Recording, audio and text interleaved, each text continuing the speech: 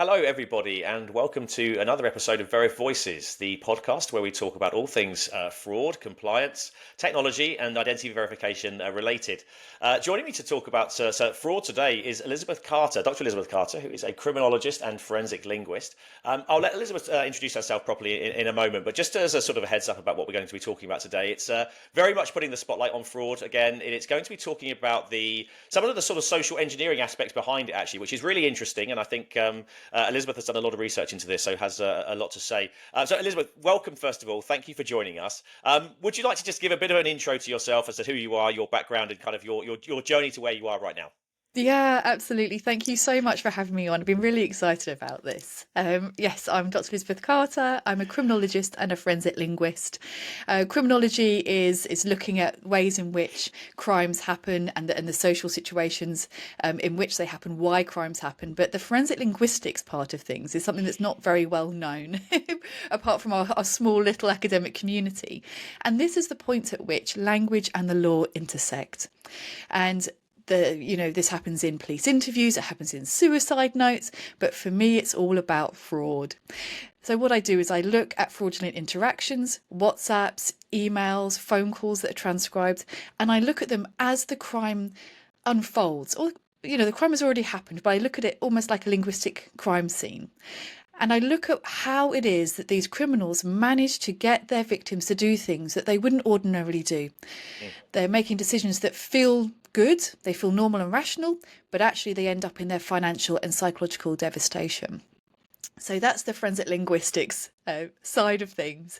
And like most people in the fraud sphere, I got here by the scenic route, really. And I started off as a criminologist looking at police interviews and looking at things like laughter and other extra interactional things. So not the words that were said, but how things were said. And use a technique called conversation analysis and discourse analysis. But I soon found fraud. And I found all of these narratives around victims of fraud. And most of the research out there at that time was what's wrong with victims? What is wrong with these individuals that are making them make bad decisions? This, for me, seems very victim blamey.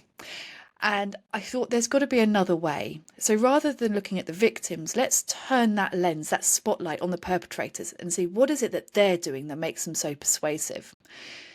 Then I can use these techniques, as I have been doing, to inform police, the financial industry, charity sector, to give them the tools to be able to better protect victims from those linguistic harms.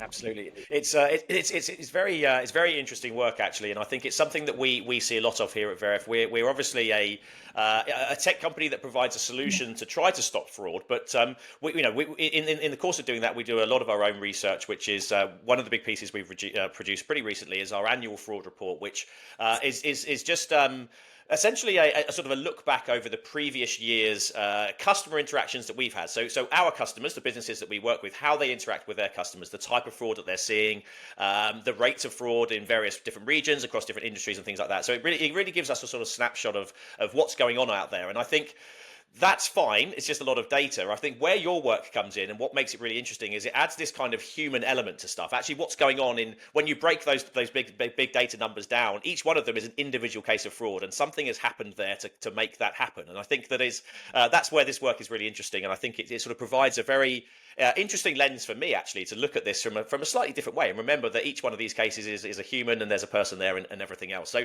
one of the things I want to talk about today is particularly kind of authorized fraud, and particularly in the financial services space. I mean, you mentioned you work very closely with banks and that kind of thing, those kind of industries there too. I think e-commerce and marketplaces is another one where we see quite a lot of this type of fraud as well. Do you want to just talk a little bit around sort of how authorized fraud works in this space, some of the tactics that fraudsters are using, and some of the things that you're seeing and you sort of uncovered in your research, but certainly in more recent years? Yes, absolutely. Authorised push payment fraud is one of the most pervasive types of fraud and one of the hardest to counter and to try and protect the public from. Because what this is, it's the fraud criminals using the victims themselves as the tool through which to defraud them. So they themselves are the tool. And the ways in which they do that is that these criminals make it seem as though it's a good decision to send that money. They don't have those alarm bells. They're not doing something they believe is risky. They're doing something they believe is real and true and for a good reason. And many reasons for this. We've got romance fraud, so it might be that somebody that they've fallen in love with needs money for a certain situation, or the victim believes that the money is needed for an investment, or for a combination of those. Those are the most common authorised push payment frauds around. And the impact of those is doubly devastating because there's a financial harm. But then there's also the psychological harm, knowing that you were the person that pressed that button. And also victims, because they're being used as the tool through which to defraud their own selves, they then have that disbelief that they have done this, and there's that blame and shame that they themselves have done this, but actually they have been manipulated and groomed.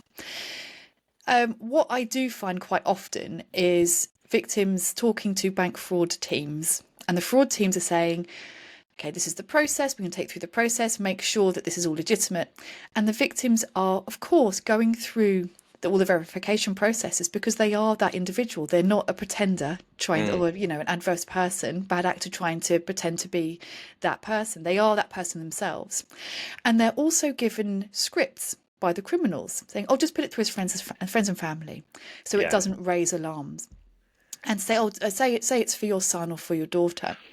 Now, ordinarily, if we're being completely objective, if you were told to put some money through for a reason that it's not, for a different reason, that would set off the alarm bells. And you think, hang on, no, I'm not going to do that. But the point at which the person is sending money, they have already been groomed.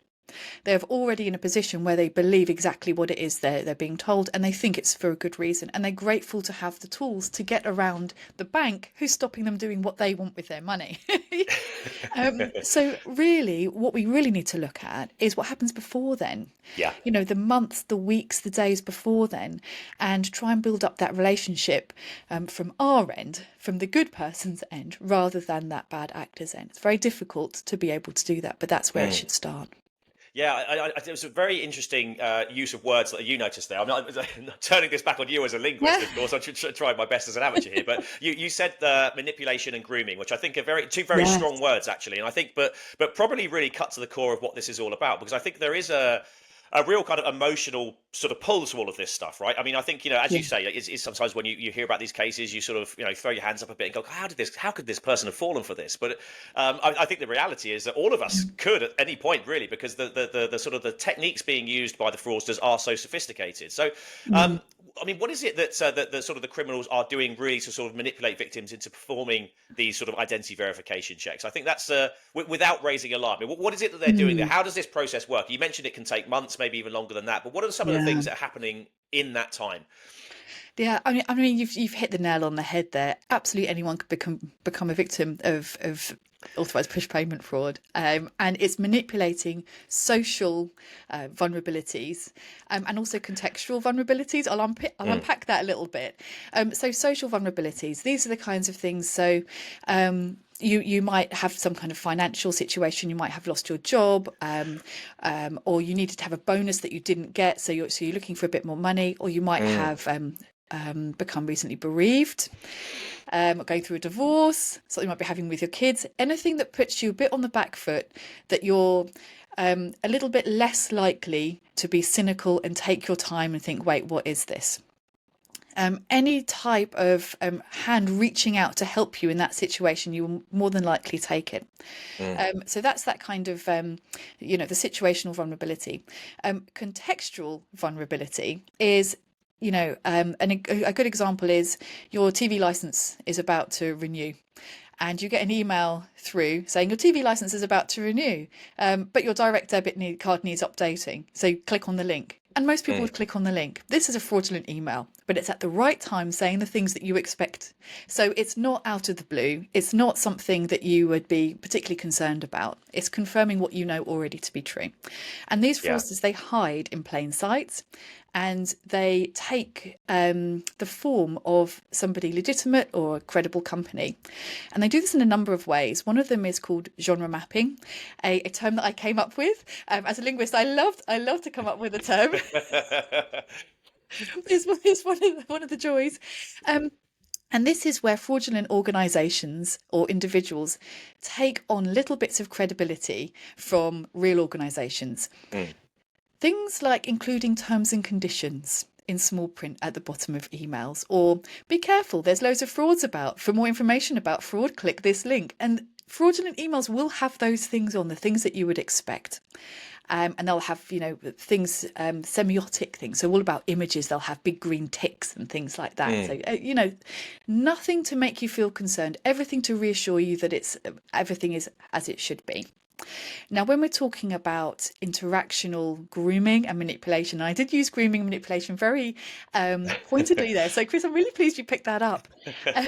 My research, I've done quite a bit of research on this, and my research has found that there are real links between the language of fraud criminals and the language of perpetrators of coercive control and domestic abuse. And this is all around isolation and control, and feeling responsible for the feelings, the psychological and physical responsibility of the perpetrator. Now, if we look at romance fraud, this plays out in a way that the fraud criminal will show that they are vulnerable in some way, but really reticent to be vulnerable, because if it's we'll say it's a male perpetrator, it isn't always, it can be male or female, but so if this is quite a macho man saying, look, I've never told anyone this before, but actually I'm feeling really worried at the moment about this thing, don't tell anyone. Now, this is isolation, it's secrecy, it's making sure that victim doesn't say anything to anyone else that could help them or see that it's a fraud for them from an objective view. But in reality, when someone tells you something that's deeply personal and says, please don't tell anyone, it's natural to say that. It's natural not to tell anyone. So they're taking on those normal social mores that we would ordinarily do. So if you did tell somebody, you would be the bad person. You'd be untrustworthy. They also put themselves or show themselves to be vulnerable to invite a protective response from victims. So victim then tries to step in and help. They don't normally say, I need your money, but they'll say they're in a situation and the victim will come in and say, can I help? Can I give you some money? And I've seen this many times where the perpetrator said, no, don't worry, I'm going to sort it myself. And they'll leave it for a few weeks. And then they'll say, actually, do you know, I actually do need that money. So it seems really reticent.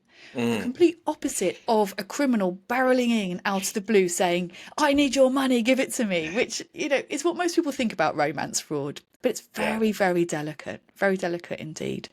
They also do things such as they set up, I've termed this the set up and drip feed, and this is where they set up information early on in the relationship, again romance fraud, that they later then use as fact. So they might say, oh, I'm a businessman or businesswoman and I have this business. Sometimes I have a cash flow issue, but good business minded people, they often have these kind of cash flow issues because you've got to speculate to accumulate. You've got to, I'm entrepreneurial. So then they don't ask for money. Many months later, they say, oh, goodness, I've invested in this other business. The money hasn't come through. It's going to take a couple of weeks. The victim will remember months and months ago, oh, this is normal. This is not out of the blue. And this is them being a good business person, really. So then they will offer to step in for a short amount of time. So lots of different things: urgency, secrecy, genre mapping. I could talk about this forever. I will give one more example about urgency and it being genre mapped. So an example is, and this has happened quite a few times in the romance frauds that I've seen, is that they ask for money and then they make up a reason as to why it has to be done urgently. And one of which is, I've been fined because I've taken some goods across the border and it was too much and I didn't realise I've got to pay the fine. Now, if I don't pay the fine within 24 hours, it's going to double. Please, can you help me pay this fine? I'll give it back to you because if it doubles, I have no chance. Now, having a 24-hour deadline on that money, that's massive alarm bells all over the place. These are red flags waving everywhere. However, if we think about the genre mapping that makes it credible and legitimate, if you've ever had a parking ticket, it will have on there, you have to pay. If you pay within this certain amount of time, 72 hours, I think it is, it will be half the cost. So you can see that there's a financial incentive for paying quickly, and that urgency is genre mapped in credibility. So, the UK government website has this on there as one of the ways in which you get money from the public quickly is by incentivizing, by making it cheaper if you pay earlier, or more expensive if you pay later. So there aren't alarm bells there. In fact, saying I need this money within 24 hours makes it seem more credible. Yeah, so they do all Yeah. this. It's it never sort of fails to amaze me how sophisticated these things actually are, and it's not you kind of have an image in your head of a fraudster in their bedroom somewhere, just working away, sending out millions of emails to people and things like that. But I think actually the sort of the business behind them, if you like, is a lot more sophisticated than that. I think it's and especially with the tools that are available to fraudsters, where they can sort of present in different voices, present video footage to people and things like that, which is obviously manipulated and that kind of thing. So it is really sort of sophisticated. Let's turn the lens a little bit onto the people who are the sort of receiving end of this, the victims, I suppose, because I think it's worth talking about them. I think there's a question always around. And I think I've sort of heard this from victims before, where they feel they felt like they've been very naive, and they feel like they've fallen for something, which is a horrible feeling to experience, first of all. But do you think there's any sort of any truth to that? I mean, why do victims not sort of recognise this is fraud until it's too late? Is there any? Have you ever looked into that sort of the psychology of that side of things as well? Yes, and it's because of this grooming. So it's a bit like death by a thousand cuts. Or the old proverb about the frog in the cold water, and then it's the heat's turned up, and by the time it's boiling you don't realize that it's happened. It's that, and there's two sides of that manipulation. It's done so slowly when we're talking about romance or investment fraud. It's done so slowly and so incrementally that you can't tell it's happening. Right. And there's little impositions that happen that are then accounted for by the perpetrator, until you get to the point where if a victim says, oh, I'm not sure about this, then particularly with romance fraud, that the perpetrator then goes, oh, well, I thought you were serious about this relationship. You don't trust me? I'm your husband or I'm your wife. They love bomb. They say, oh, this is what we're going to get married and all these things. Are you turning on me? So they turn it back on the victim who tries to protect themselves. They frame protecting yourself from fraud as something you do from baddies, from strangers, from people you're scared of. And they say, am I a baddie? Am I a stranger? Are you scared of me? Like, what's the matter with you? So we can see that psychological manipulation happens. And then that's why when victims realise that they've been a victim of romance fraud in particular, they blame themselves. They feel really ashamed. Why didn't I see it sooner? And they look back, and with the benefit of hindsight and that bit of objectivity, they realise that actually there were signs. But as humans, we are not designed to look out for those signs, particularly when there's situational or contextual vulnerability, and particularly when there's love involved. Yeah. Because here, this isn't a business decision. These are decisions made by the heart. And love is often framed as frivolous. And, you were going for something that was too good to be true. You were trying to date this guy and you feel ashamed for that. But actually, love is one of the essential human emotions. And if you pair that with how that ceases loneliness, how that gives us identity, hope, all of those things. Love is not just something that's frivolous, and people shouldn't be punished for seeking it. So there is that real psychological harm. There's this physical harm as well, in terms of loss of independence. Then you have, anxieties, depression, not going out as much. So it really does have a huge impact. One of the saddest impacts is also a kind of separation of victims from their family and friends. Yeah. Because just like in domestic abuse, you'll have a whole arm of the family going, stop, this is a horrible relationship, stop giving money. And it causes a rift because the victim will continue to give money. Until they have that moment, which we can talk about in a minute, how we get to that moment. But what you end up with is quite often a family rift, increases isolation. You have someone that has had their money taken from them and feels really stupid, and may not report that crime. These frauds are pervasive, more than half of all crimes, but only about 15% of people ever report it. So the figures are much, much higher. But we can see that harm and why people don't.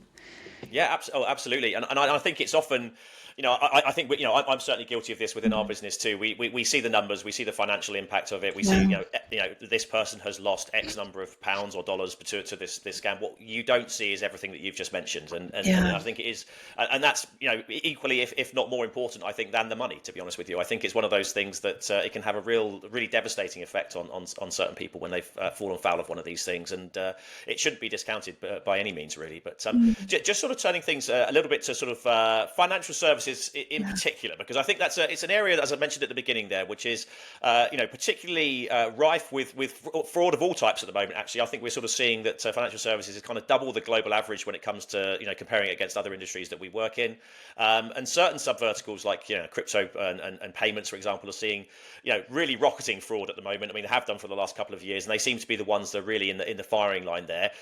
Do you have any thoughts as to why these industries in particular are being targeted? Is it just because of the sheer volume of money available, and this is the sort of the rich pickings, if you like, or is there more to it than that?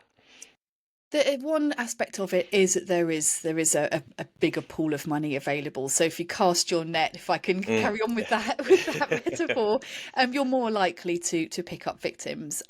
Something that's not really spoken about is that these criminals, they don't really cherry pick individuals. They tend not to. They tend to cast their net wide and see who picks it up.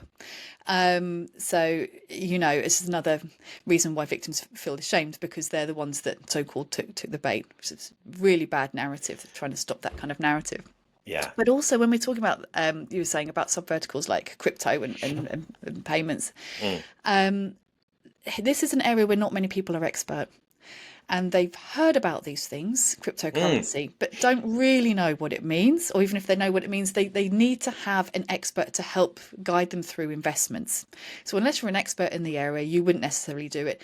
Just like you wouldn't fix your own car or, all those kinds of things. So we're automatically in a position where an individual who wants to make an investment using cryptocurrency, they need to seek the help of an expert. So they're going to put their trust into somebody. As long as they've chosen somebody and they've gone to the regulator, they've made sure that person and that organisation is trustworthy and credible, that's great. However, there's so many ways in which the general public can make these bad choices and end up in a situation where they're taking advice from someone who is ultimately going to take their money. So we have that knowledge gap, which is perfect for a criminal to exploit, because they can say, oh, well, yes, you'll get a return within 3 years, take all their money, and then they've got a 3-year head start. What can someone do when they realise, 3 years down the line? Wine investment is very similar, because that has that length of time built in to it. It's like, oh yes, your assets will mature in 5 years. Yeah. Wonderful. Yeah. So you don't have to hear back, apart from, a holding email. Yeah, everything's looking fine. And also there's that inherent risk that everyone knows about with investments. Your capital, your stake can go up as well as down. We all know it's risky. So actually losing money is part of the credibility. So if you start to not getting a return on your investment, that's not necessarily a red flag. It's actually part of what could happen. So victims don't know if they're a victim of crime or if the investment is just bad luck. It just hasn't worked. So they might continue or increase the money that they put into the investment in order to try and get their money back. Sending good money after bad, which is something that the criminals really enjoy, because it means they're getting more and more money. Yeah. So it's high risk, high reward. So this is part of it. So these are a few reasons why these are emerging areas. There's also this narrative as well that these fraud criminals have, is that the banks will advise you not to put any of your money into crypto because it's actually bad for the banks. They don't want you to take your money away. And like many of the things that these fraud criminals say, there may be an element of truth in that, a little kernel of truth. You're taking your money out the system. But they're using the tiniest piece of information that might make sense in the real world and twisting it. So the most effective lies take a little bit of truth and twist it. Yeah. Interesting, and I think as well, what we've seen with the data, with certainly with financial services institutions, is the Mm, types of fraud that they're seeing is actually changing as well. And it harks back to what you mentioned at the beginning there, actually, where it's quite often the victim who is a tool here, and that's yes. a really good phrase to keep in mind, I think, because we're sort of seeing. More traditional types of fraud decreasing, and we put that down to them, the financial institutions using services like Veriff. So all of a sudden, the classic sort of document fraud and manipulating a driving license and things like that is a lot more difficult to get through the system now. What they're finding is they're moving, the fraudsters are moving to sort of the next weakest link in the chain, if you like, which is a genuine account holder. So this is, I think, Yes. plays into what you were talking about there. So is it worth just talking a little bit around this kind of what we call adversary-in-the-middle type fraud, where it's there is sort of a bit more play there, I think, a bit more sophisticated than the sort of traditional types of fraud that we've been seeing, and which are sort of decreasing, it feels like. Is it worth just a little explanation as to what that is and kind of how that works, and then we can get into sort of what can be done about it, I suppose. Yeah, so this is where, a malicious actor, a bad actor, a fraudster intercepts a legitimate relationship between an organisation, a company, and an individual. A classic example is, um, if there's an organisation that you've asked them to do something, so you repair your roof, or you've got a solicitor's bill to pay, or something like that, where there's an existing relationship, you've already paid a couple of invoices, you get another invoice through with an email saying, oh, we've changed our bank details, can you just pay the invoice to this one this time, thank you. Using your name, using the existing email train, they've hijacked that, and the victim will usually pay it. Because there's nothing. It's like, oh yeah, people change their bank accounts all the time. That is a big red flag, Yeah. and this is where real awareness, usually from the organisation, on every email, we will never change our bank details without speaking to you, without doing this, this, and this, or we will just never change our bank details.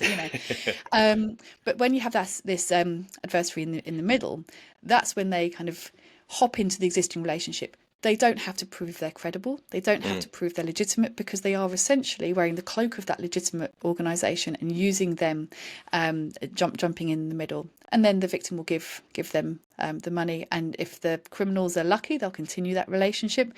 If they're not, the victim will realise relatively quickly. I myself was almost in that situation. I had to pay an invoice to a solicitor's firm. And they emailed me and they said, oh, we've changed our bank details. I was like, oh, okay, great. And in fact, it was my husband, who's also in the fraud area. He's in doorstep crime. He said, hold up, give him a call. But it was Yeah. late at night. I was just like finishing up, I was doing all my admin and everything. And I was like, oh yeah, of course. So I gave him a call, and it was genuine. They had changed their bank Yeah. details. So that was bad of that solicitor's firm, because you shouldn't just do that, because that feeds into that genre mapping. Yeah. But yeah, that's essentially how it happens. But it has actually evolved as well from that, just taking that moment in the middle of that relationship and taking that email chain and changing the bank details. We've got data manipulation, we've got credential harvesting as well. So you have these malicious actors taking the credentials of customers, so then they can contact them and say, oh, hello, Mr. So-and-so, I understand that you last contacted us on this date and time. That makes that caller seem absolutely credible. And then from there, from that kernel of truth, they can then manipulate them in lots of different ways. Yeah. These criminals can also intercept communications to deliver malware as well. Keystroke software, for example, software that allows them to access the computer remotely after the victim has finished using it. So during the night, just from clicking on an email from a trusted, reputable source they've already had communications with. Yeah. So it's really difficult, and it's really awful, very hard for organisations, extremely difficult for individuals. Yeah, yeah. So let's talk about the organisations there. What I mean, what can be done about this? I think this is the big question, I suppose, is that if everything that the organisation's seeing is technically genuine in how they perceive it, at least. Yes. What can be done to sort of drop it? Are there any sort of examples you can give of organisations that you work with who seem to be successful at sort of repelling some of this stuff? Yeah, I think really crystal clear communications. We will never phone you and ask you to transfer your money. Mm. We will never change our bank details without doing X, Y, and Z, and whatever that is. One thing that I want all financial and other organisations to do is say, we will never email you a link to click, because I think that is such an easy way, especially with these kind of attacks we've just been talking about, to put a link in there and say, to check your bank details, click on this link, or to unsubscribe from this email, click this link. That's really effective because people want to unsubscribe all the time.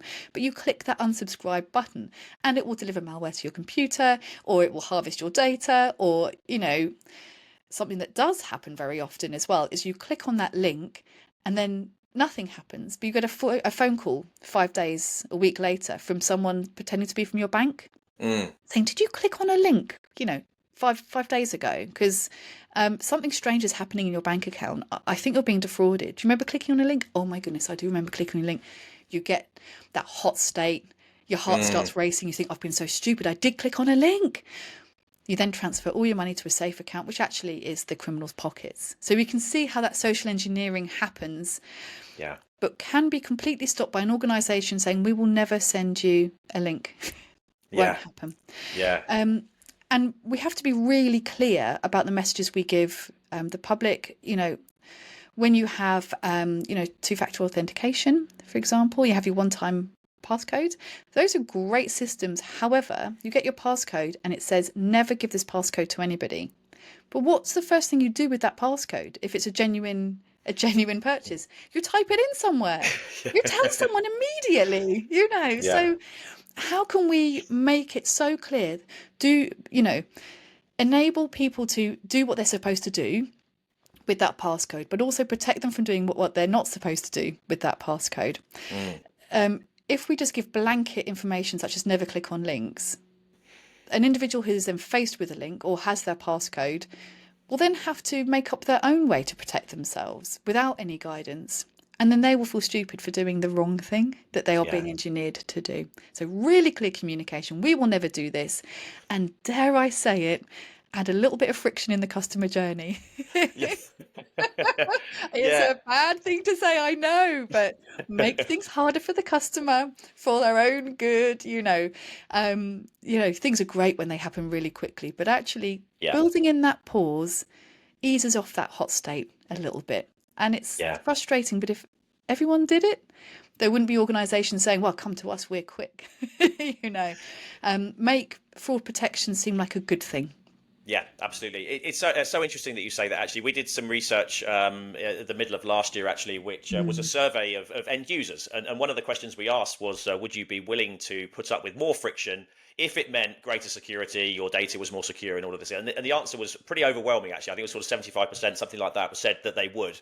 And that number rose to high in the 80s when it came to financial services particularly. So I think there's a willingness for people. People kind of, people have that almost a respect for if a company is demonstrating that they have robust measures in place, that is almost it makes them feel better. It makes them feel safer, and that they want to do business with that financial services organisation. So I think there is definitely something in that. Whereas just adding some friction in, I think one of the things we encounter quite a lot is that businesses say, well, we don't want our customers to drop off of the onboarding journey if it lasts 2 seconds longer than it does now, it's going to cause us problems. And we're sort of having to sort of educate a little bit and say that that's not always a bad thing. It's friction is sometimes good, and it's something that can be used as a positive, as you've just mentioned here.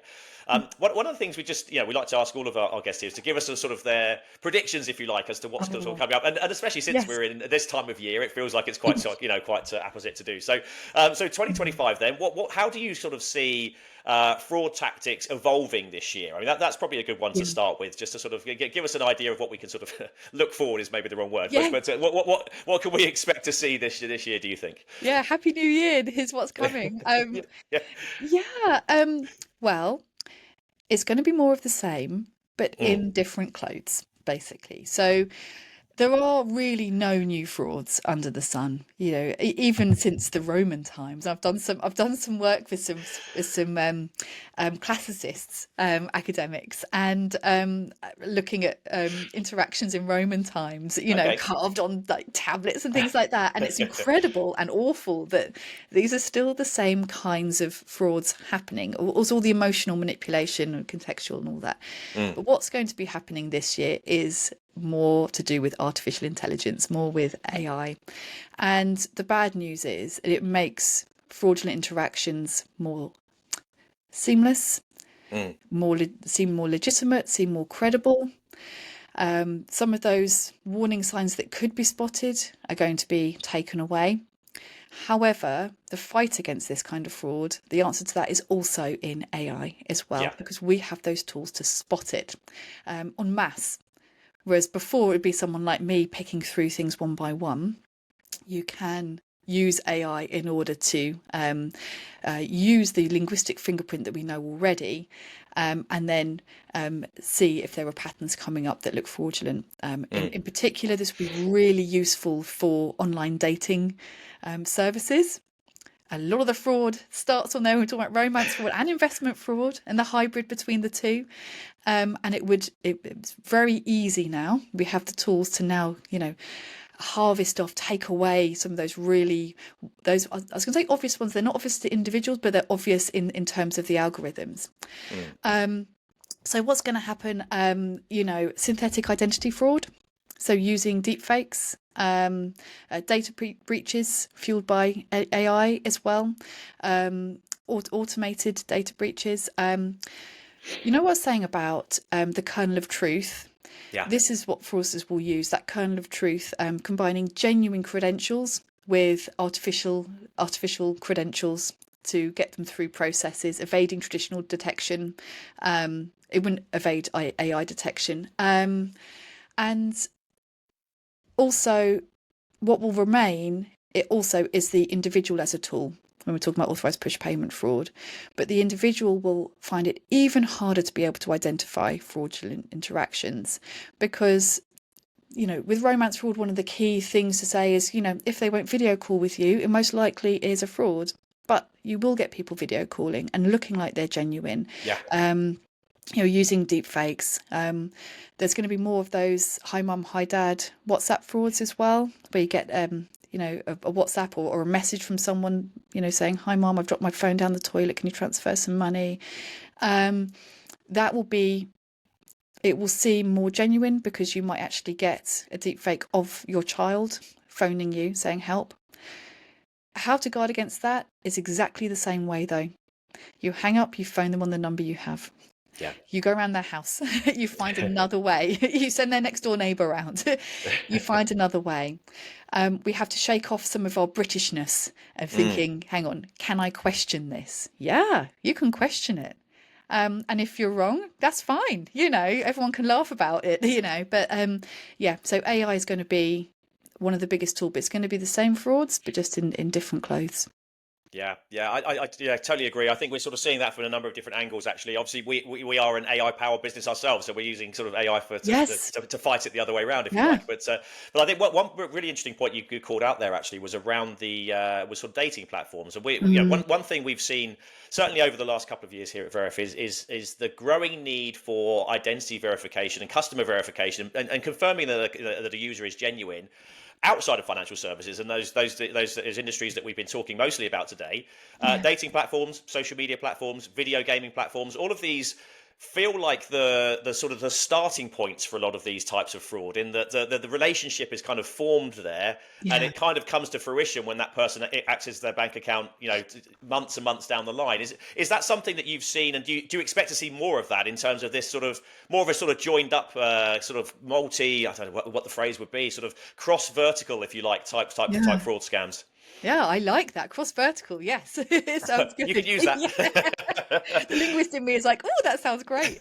Yeah, absolutely. And I love that you've brought up gaming platforms as well, because these relationships appear to happen to the victim organically in places where they're going to frequent anyway. There is that, the very mindful I'm going to date, so I'm going to go on a dating platform, so I'm ready for this. Yeah. And we can assist people who do that, saying, okay, well, if you're getting ready to date, these are the protections. However, those that meet someone, like I say, organically, on gaming platforms or other social media platforms, they're not intending to have a relationship, but the relationship seems like it grows itself. And those, we're going to see a big growth in those, because the more protections we have for specific situations, those criminals Yeah. will move into areas where people don't believe they need to protect themselves, or it just doesn't cross your mind. These criminals really don't want it to even be on the horizon. Like, why would you even think about that? This is, we're doing something else here.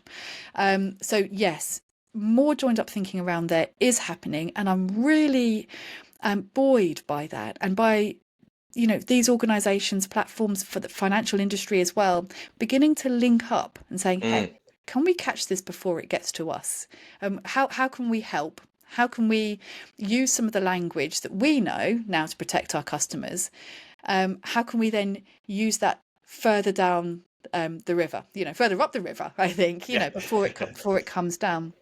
This is good for a number of reasons. Of course, we're going to try and prevent these crimes here, but also that psychological harm that's also prevented, and Yeah. it makes these organisations, the criminal organisations, find it more risky to inhabit places on the internet and try and get people to interact with them and eventually give their money to them. At the moment, it's very low risk for criminals, Yeah. to shoot their shot. Yeah. And we want to make it much more high risk, try and move them away. And I think that is definitely possible. Yeah, yeah, it's really interesting, and I think you teased out another issue I'd like to talk about. There is this kind of collaborative nature that it feels like we need to move towards. It's not something that we have a very large global network of customers so we can sort of see when something's happening to one of them, we are alerted to that, and we can sort of then be on our guard to protect all of the others as well. And I think that it's anonymized data. There's no sharing of data required from our customers, but just the way that we work, the way that we've set up, we can almost create this network effect, which is a safety in numbers type approach. Yeah. Do you find that the businesses that you work with, especially in financial services, which usually I think historically there's been sort of a reticence to share things there because of the nature of their business. It makes perfect sense for them not to. But do you find that is easing a little bit when it comes to fraud? And do you think they're a bit more open to this kind of collaboration now? Yes. Oh my goodness, it's worlds away, even from 5 years ago. And there were obvious reticencies around the legality of sharing Yeah. data, but then also behind that, and far more powerfully, dare I say, there's we don't want to lose our competitive edge. We don't want to Yeah. give Yeah. away Exactly. what we're Yeah. doing. But what I have seen, and this is many of the main high street banks, actually, the big ones that we all know and love, they are much more open to sharing information because they know that the human cost is so large, and actually this is beyond any one organization. And Yeah. okay, they'll keep behind some of the things that give them their USP, but they are much more likely to share information, particularly because victims are really likely to move banks, move financial institutions, if the fraud processes in one are so good that they cannot take their money and do what they think they want to do with it, but actually they shouldn't be doing with it. So yes, this is massive. And Chris, as you were talking, I was thinking this sounds like old school nighttime economy, the pubs, and you've got the bouncers on their walkie-talkie saying, Yes. okay, no, not that one, no, keep an eye out. It's like that. It's like Yeah. that. And I really would welcome this into cyberspace. It will make it much more difficult for these bad actors to, ravage, lots of different organisations, and it will make it seem much more risky to play there. One of the things I'd really encourage, and this would really help, and this is something the public should do to assist everybody, is if there's been an attempt, and I know there's no attempt fraud because a fraud is a fraud regardless of outcome, but if they have managed to not be defrauded, but someone has tried it, to report that. Don't have to be financially damaged in order to report a fraud. This is Yeah. really important because it gives so much more information to the police and to organisations. Report it to your phone service provider, report it to the online place that you were. that gives so much more information. We tend Yeah. to only hear about people who have been financially abused, not the near misses. We want to hear all the near misses. Yeah. Because if you've managed to not be victim of that fraud, someone else will be, tomorrow, today, next week. So let's just try and shut all those down. So Yeah. I'd like to have organisations, but also individuals, to have that kind of civic responsibility. If we need to share this information, Yeah. we're the goodies here. Yeah. That's going to be my next question. Actually, is Yeah. what you given your sort of predictions for 2025? Then what would be some Yeah. things that people could watch out for to keep themselves safe? I'm talking about an individual end user at this point, but I think Yeah. you even mentioned. Reporting things is an obvious one, but I think you said at the beginning only 15% of actual Yes. fraud that's committed is actually successful fraud, if you like, in the sense of from the fraudster's point of view, is reported. So would you Yeah. say that that's the big one? Is that we just need to be more open about this stuff and willing to or have the mechanisms in place, perhaps, to be able to get people to report this stuff without feeling the shame and everything else that you mentioned today? Yeah, I mean, there's a few things at play here. The main reason why people don't report fraud is that feeling of shame. I can't believe it happened to me. I can't believe I was so stupid. Part of that is, unfortunately, the messages that organisations, including the financial industry, put out there. Don't be a victim, don't fall for it. Those kinds of things. They inadvertently, and I say inadvertently really loud here, because this is a failing, but only because when we know better, we do better. And if we don't know that it's causing harm, we can't change it. But saying things like "don't fall for fraud" really puts the blame on the victim. Yeah. And it makes them seem as though they have the responsibility to be able to stop this from happening. And it discounts the powerful nature of the language that these criminals are using. So it has to be a joined up thing. These organisations have to help protect that victim, as well as the victim looking out for themselves. In terms of practical advice for members of the public, it's all about joining up family and friends and other sources outside of an interaction. What these fraudsters do is they want you just to be solely focused on them and that interaction. Secrecy, isolation, urgency, it's their number one toolkit. That's what they need to do. Yeah. However, if you start having conversations about, these are the latest frauds that are happening. I mean, I'm not that naive that I think people are as geeky as me and I sit around like me, what's happening right now? And I do have these conversations. But just to have, I heard you're dating, tell me a bit about it. And then if you feel some reticence from the person going, well, if you're feeling awkward about talking about it, that's actually a sign that this might not be a good relationship. You don't even have to say fraud, you want the person to be in a good relationship. So actually the power of talking about these, keeping them out in the open, realising that people can be victims of fraud, and it's no fault of their own. It happens, can happen to anybody. And I think financial institutions have absolutely upped the game, and recognising vulnerability is not just the traditional kind of, you are of a certain age bracket. But actually, if someone has been recently divorced, or they've reported they're in a coercively controlling relationship, there are so many physical and financial safeguards that I'm absolutely blown away. It's incredible. And recognising that there may be unusual activity on this account, and it's unusual for that person, but not unusual in terms of the legal definition of this needs to be reported. So that individual relationship has come to the fore much more now than ever, and that is the tool. That's something that these criminals can't infiltrate. That relationship. Interesting. And then what would you, just as a final question, just to wrap up on them, what would you like to see from organisations in 2025, to further develop this? Is it kind of, growing their sophistication when it comes to things like transaction monitoring and things like that? Is it growing their education when it comes to talking to their staff about how to deal with and how to spot some of these things in the first place? What would you like to see from financial services organisations as in response to everything that you've said today, do you think? For me, the number one thing is the teams that are talking to customers on the phone, the call centre staff. Not even when it's been escalated to, the super duper fraud team, the day in and the day out. Having resources to be able to train individuals in recognising signs of coercion. beyond saying, are you being coerced into this? Is this a fraud? I'd also recommend for them all to use the word fraud rather than scam. I think you might have noticed that I haven't used it once. So at the moment you will get call center teams saying, oh, this could be a scam. Do you think it is? And of course the customer's going to say, no, I don't think so. So having training, the space and the staff to be able to have those conversations. Obviously with the PSR, there's more motivation there as well. And this is, a massive step forward for recognizing that, there is this responsibility. I also think that the financial industry should pat itself on the back a little bit about making such great strides.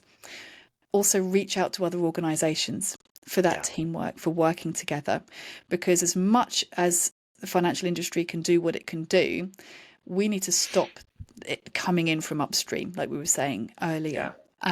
Because at the end of the day, no one's a winner. The victim will be reimbursed. They won't have their money back. That's a really important message to put out there. Their money is off. Their money is doing awful things like fueling drugs, sexual trafficking, guns, all sorts of horrible things. These are serious organised criminal networks. We spoke about this, but it's not, just a loner in their room like trying to make a quick pound, but it's, serious organised criminality. So the victim's money has actually gone and it's working hard doing awful things. But they are made financially whole. Obviously that money has to come from somewhere. So no one's a winner here apart from these criminals. So as much as we can do that financial, we can do the reimbursement, we can also support psychologically as well victims of these crimes. And that's something that the banks can do. The police can also do a good job here as well. And there are pockets there are police forces that do a brilliant job in supporting victims of fraud. But quite often, you report to action fraud, it's being rejigged. It will be, unveiled this year. It's much better, much improved, really good. I'm incredibly biased because I helped with it. So, but that is really important to make sure that psychological safety is there. If you report to action fraud and there's no further action, the victim then doesn't have anywhere to go. So we need to make sure that they have that psychological safety. So there's a lot that has been done, but I think we need to continue on it and having those narratives of this is a type of grooming. This is, this is a type of abuse, and underlying everything is what I'm saying appropriate if we were talking about domestic abuse or coercive control? Would it still work if we're talking about those victims of that crime?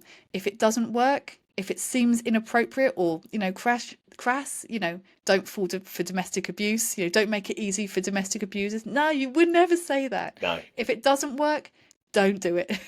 Yeah, absolutely. I think there's a really bigger point around the sort of how we frame this stuff. It's really important, and I'm really pleased you mentioned the payment systems regulator as well in that, because I think that's a little bit of pressure on businesses to take this stuff seriously. I don't think is a bad thing, and it's sort of particularly sort of frustrating for sometimes. A little plug for Veriff here, but the tools do exist to prevent this type of fraud in the first place, which is not just Veriff. Other providers are available, obviously, but it's it is possible to do. But I think there's a wider point there around how we frame this, which I think is really, really important, and hopefully something we'll see a lot more of this year. So this is great.